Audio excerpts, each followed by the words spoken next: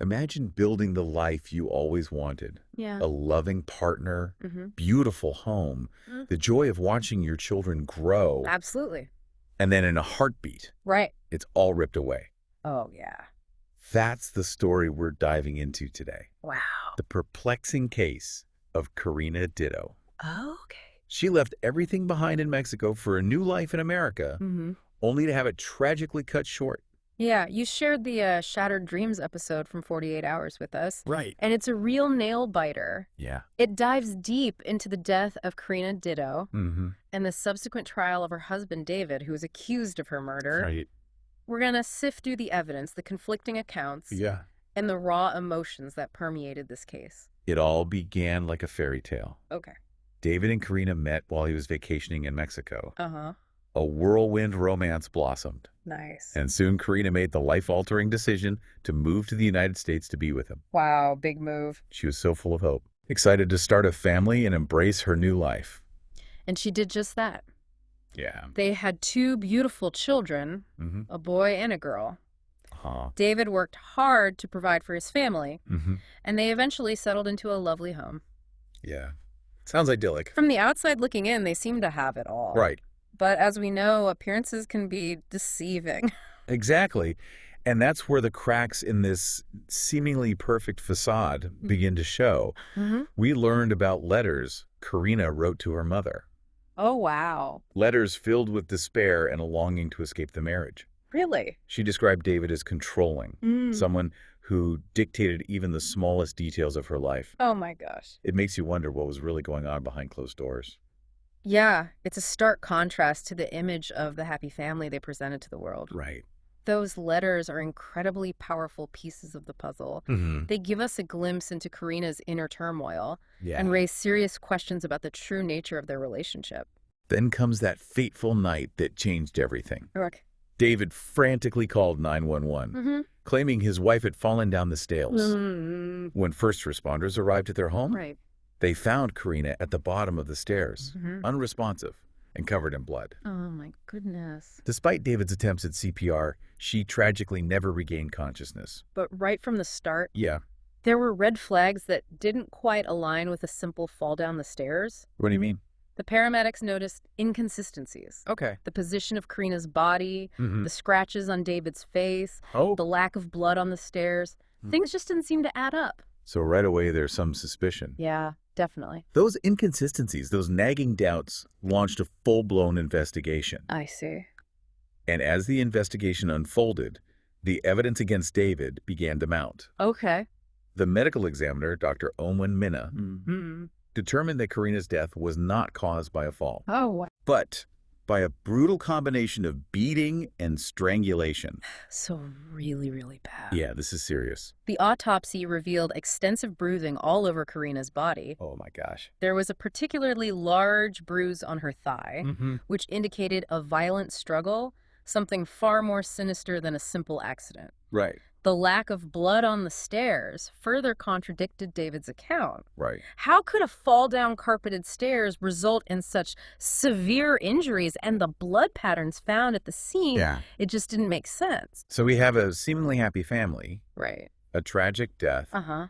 and mounting evidence that points towards something more than a simple accident. Yeah, it sounds like a lot to unpack. The stage is set for a trial that would grip the nation, Wow. with two very different narratives vying for the jury's attention. And that's where things get really interesting. Yeah, absolutely. How would the prosecution build their case against David? Right. What strategy would the defense use to counter the mounting evidence? Would David's word be enough to convince the jury of his innocence? Right. We'll dive into all of that right after this.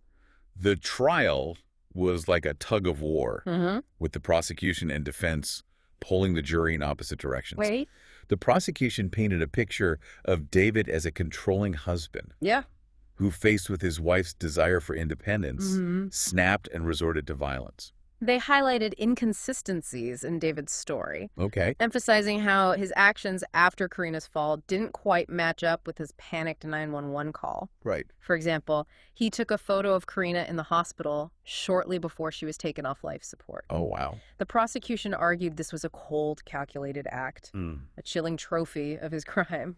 But the defense fought back hard, Yeah. arguing that the police had rushed to judgment, Okay. conducting a sloppy investigation and overlooking key details. They pointed to what they called a critical oversight, Uh-huh. an accidental puncture wound in Karina's neck. Interesting.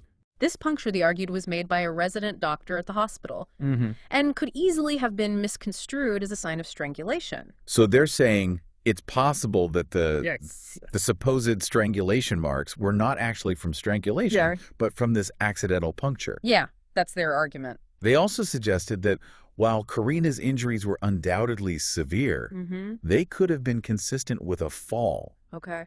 especially given the carpeted stairs and the lack of witnesses to the actual event. Right. It's a classic he said, she said situation. Yeah. But with the added weight of forensic evidence and expert testimony. And the defense made a bold move, What was that? putting David himself on the stand. Oh, wow. He tearfully denied any involvement in Karina's death, Mm-hmm. admitting that their marriage had its challenges, Right. but insisting they were working through them Mm-hmm. and were committed to their family. So you have the prosecution painting a picture of a controlling husband who snapped. The defense arguing a tragic accident and a flawed investigation. And then David himself pleading his innocence. What a tremendously difficult task for the jury. It really highlights the complexities of a case built on circumstantial evidence. Right. There was no smoking gun, Yeah. no eyewitness to the actual event. The jury had to weigh the physical evidence, the expert opinions, Right? and the emotional testimonies to determine whether David Ditto was a cold-blooded killer or a grieving husband wrongly accused. And they had to contend with the very human element of this case. Absolutely. They heard from Karina's mother, Sylvia, who painted a heartbreaking picture of her daughter trapped in a controlling marriage. Right. Her fears and despair echoing through those letters she had written. But they also heard from David's family and friends, Right. who described him as a loving husband and father incapable of the violence he was accused of. It's a classic clash of perspectives. Yeah. A battle between two versions of the truth. Weeks of testimony, mountains of evidence, and the emotional weight of two families shattered by tragedy, Wow. all resting on the shoulders of 12 jurors. What was their verdict? We'll find out in just a minute. After weeks of absorbing every detail of the case, the jury delivered their verdict, guilty of first-degree murder. Wow. This means they believe the prosecution's argument that David's actions were premeditated and intentional, Right. rejecting the defense's claims of an accident or a flawed investigation. That verdict really underscores the weight the jury placed on the medical examiner's testimony. Yeah. The nature and extent of Karina's injuries simply didn't align with a fall down the stairs, Right. even if the defense's theory about the accidental puncture wound had some merit. Yeah, makes sense. It seems they found the pattern of control in the marriage, Right. as evidenced by Karina's letters and her mother's testimony, to be a compelling piece of the puzzle as well.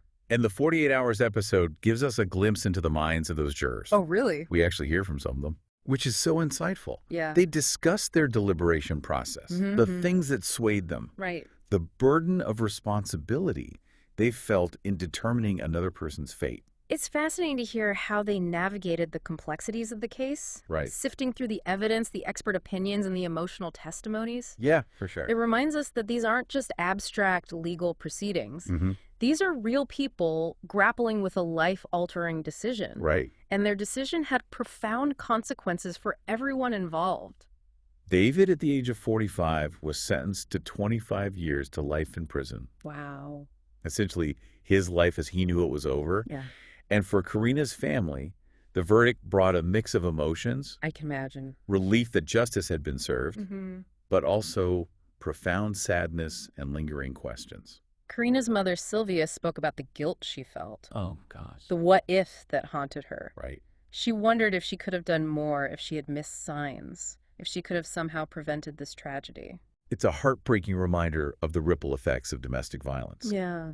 How it impacts not only the victim, but also their loved ones. Absolutely. And then there are the children Oh, yeah. caught in the middle of this awful situation. Right. They lost their mother, Mm-hmm. and now their father is in prison. It's hard to even imagine what they must be going through. They're now living with David's sister, Maggie, Okay. who, despite the verdict, still maintains her brother's innocence. Wow. It speaks to the enduring power of family loyalty, even in the face of such a tragedy. This case is a harsh reminder that things aren't always what they seem. Yeah, for sure. Behind the facade of a happy family, a dark and disturbing reality was unfolding. It compels us to look beyond the surface, to pay attention to the subtle signs that something might be wrong. And it highlights the importance of trusting your gut. Right. If something feels off in a relationship, whether it's your own or someone you care about, Yeah.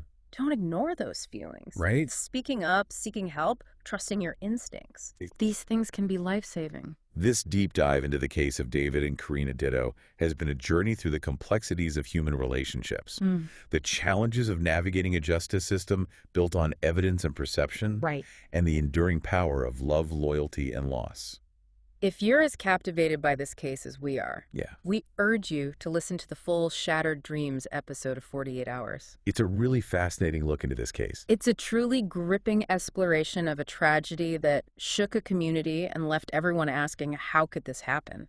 And as always, subscribe to our channel for more deep dives into compelling stories that make you think, question, and explore the world around you with a new perspective. That's great. Thanks for joining us.